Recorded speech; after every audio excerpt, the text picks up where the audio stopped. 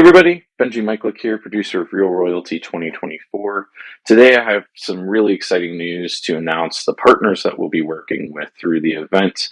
I am just so happy we have them on board. It's been a lot of conversations, but I don't like announcing anything until we have something a little bit more solid. But all of these are solid now, and it's just a dream come true to have these people willing to participate and support us and partner with us. I'm so excited to announce Orli Nativ from Extra Dimensional Studios. She'll be working with us as our master prop person. She has been instrumental in building prop design and elevating the amount of kind of immersion in a lot of these types of experiences. Some events that you may recognize her from is Emerson, Triumph, Project Ascension, the Mortality Machine, Lies and Liability, and so many other ones. And so, Saturnalia. And so, Orli is instrumental in the prop creation and concept on how to tie these things into the world. So, I am just pleased as a plum to announce that Orli is joining the team and is going to help us really freaking elevate this game to the next level. We already have some ideas. I think we spent 2 hours on giggling about some different props and stuff that we're going to have on site that will be probably mind-blowing to the player base. The second group I would love to announce is the Sisters of Perpetual Indulgence will be assisting us, particularly on day one. If you're unfamiliar with the Sisters of Perpetual Indulgence, they were founded in San Francisco in 1979. They do a lot of community service across the globe now, so they're a global organization. As their name insinuates, they're a religious satire group that is combating the forces of bigotry, complacency, and guilt that chain the human spirit. And so the sisters have just been instrumental in supporting, building, and really creating safe spaces for the queer community since 1979. The third partner I'm so happy to announce is April Madera. April is a wonderfully talented illustrator. So if you are looking at our very last package and you're wondering what the character concept sketches will look like, I'm providing an image right now. April will be the one doing those kind of bust images. And so we sat down and talked about what the style would look like and what to expect for players. So I'm really happy to start announcing what that next tier will look like, because these are going to be really beautiful sketches. And I've known April, I think now for about 6 or 7 years, and she does not disappoint in her character sketches, and so I am so excited to actually have them in print in the book, and based on characters in Real Royalty for the first time. And last but not least, I'm super excited to announce Hot Cookie. They are a quintessential San Francisco staple in the heart of Castro and across the entire city. Hot Cookie is a queer-owned business that's notorious for their penis and vagina cookies. Around Pride, they sell about 12,000 of them. They were established in 1997, and as I said, have kind of become a Castro icon. Tourists from all over the U.S. and the world come to San Francisco, and usually they will find themselves at a Hot Cookie at some point in time. My personally favorite cookie that they have is their chocolate-covered macaroon. I crave it and probably buy 2 weekly. It's right around the corner for me. It's very dangerous, but I absolutely adore them, and they have been just honestly a big part of my life since I've moved here. So thank you. So today I would love to talk about the Kingdom of Echoes. Now, the Kingdom of Echoes is based on Alice in Wonderland. Alice in Wonderland is a specific type of literature known as nonsense literature. And what's really wild about nonsense literature is it's designed to be poetic, but also somewhat disorienting. And so when we're looking at a story like Alice in Wonderland, a lot of it can kind of merge into an allegory state where we're thinking about like, oh, there's so much more that could be underlying behind the Cheshire Cat. There's so much more that could be underlying behind the Duchess. And all these really different, for lack of a better word, cartoonish characters.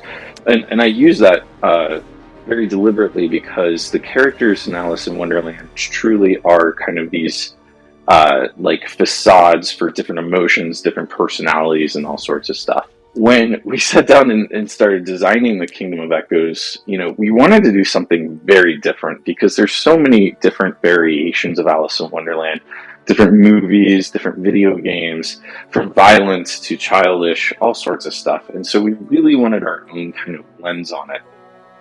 Now, something kind of interesting about our team is my family's from Czech Republic and Natasha's family is from Uzbekistan. And so when we were kind of like working through this, we started pulling a lot of our Slavic and kind of Russian folklore knowledge into this world. There's nothing creepier than Russian cartoons, especially from the 80s. They are legitimately terrifying cartoons. But we did see it as an opportunity to begin to pull in a lot more of the more fun kind of Draugr and Baba Yaga and all of these different types of Zayaca and all these really interesting, terrifying boogeymen that are introduced to truly scare children into doing, I don't know, chopping wood or something. But the point is that there are these really intense, illustrative boogeymen that we wanted to kind of thread the needle, if you will, with Alice in Wonderland and with these boogeymen and stitch them together. And so through a lot of creative work and through a lot of negotiation and back and forth, Natasha and I really structured the Kingdom of Echoes to be this kind of kingdom that is haunting to the rest of the kingdoms. It's designed to be a boogeyman inside of the rest of the world. Now, they're not like directly attacking people, and some of them are actually very helpful to the rest of the world. But the thing is, there is always this underlying fear of death, for instance. And there is a character in this group that's directly associated with death, and they help people move on in the afterlife and all sorts of stuff. So this group has some very interesting, deeper elements as we kind of like started structuring it, and then pulling in this Russian folklore. The other thing too that's really interesting about this kingdom is it's predominantly Fae, and something that we haven't really talked about super overtly is we really imagine the Fae to be attached to like the primordial, and so the more primordial a Fae is, usually the more powerful they are. So if you think about the more abstract concepts like a fairy, the red fairy, the blue fairy, the yellow fairy, in our world those are actually the most absolute, hands down powerful fairies, because they're these abstract concepts that probably existed even before death. And so when we were building and kind of structuring out this pantheon, if you will, of fairies, Kingdom of Echoes is absolutely forefront and center in it, because we're thinking about this kind of opposite court of unseelie Fae versus all of the Fae that had been on the surface. The Kingdom of Echoes is also a newish kingdom. They're going to be the middle child. But the Kingdom of Echoes was introduced in 2019, and we did it to expand the game. So the Kingdom of Echoes and the Kingdom of Mist are two kingdoms that we added to expand the game to 80 players. So both kingdoms are very interestingly and loosely structured on their original stories. But in particular, Echoes has this narrative where a little girl named Alice showed up and truly like bullied all of these ancient evils, if you will. We kind of imagined her showing up in kind of this creepy, unseelie court, and she has no concept of what's evil. And I just kind of love this Pan's Labyrinth moment where I could imagine all these like fae kind of peeling themselves off the walls and standing up from thrones that haven't been moved in a century and things like that. And they want to inspect this new creature that's in their domain. So what does Alice do? Being a child, she actually taunts and bullies them. Something that's very lore specific to real royalty is when magic is forcefully taken without consent, we call it ichor. Ichor is this toxic form of magic that's almost unusable for most people unless you're very, very evil. And so in this instance, Alice is bullying the court, and it drives one of the characters to madness, King Schlapnik. And the king actually devours her, as traditional Russian fairy tales. But in devouring her, he unleashes effectively an ichor bomb that impacts the entire court. When ichor touches a lot of characters, it actually drives them to madness and corrupts them and turns them pretty malign, if you will. It does all sorts of stuff, but mostly it will drive someone insane. So we call this plot Alice's Malice, and it's this idea that this kingdom had a really specific function in the world as boogeymen. They were driving the darker side of the world, and it's just something that's part of the natural order. And then this little girl, in theory, upset the order, and now this kingdom is kind of spiraling out of control. And that's really where our story picks up with the Kingdom of Echoes. One really cool thing to note about this kingdom is we imagined a lot of the goblinoid and unseelie fae. They all come from underground. They're born underground. A lot of times fae are born from areas that are really magically imbued, and so they'll just kind of peel out of rocks, or they'll be part of a tree and just awaken one day, things like that. And so in this instance, a lot of the times, especially for the unseelie fae, they actually have hive mind, where the queen can control all of the goblins, where there's so many of them being born from this magically imbued space that there's usually a central kind of mind. So upon Alice's Malice, the Red Queen loses absolute control of the hive mind, and some of their monstrosities start coming to the surface or awakening and things like that. But I don't want them to be perceived as like evil. I think that the idea of them being very primordial, they're a force of nature, is really where we are going with it. So there's a lot of very like corporeal themes of like bone and skin and blood, death and frost and things like that built into the magic of the fairies of this kingdom.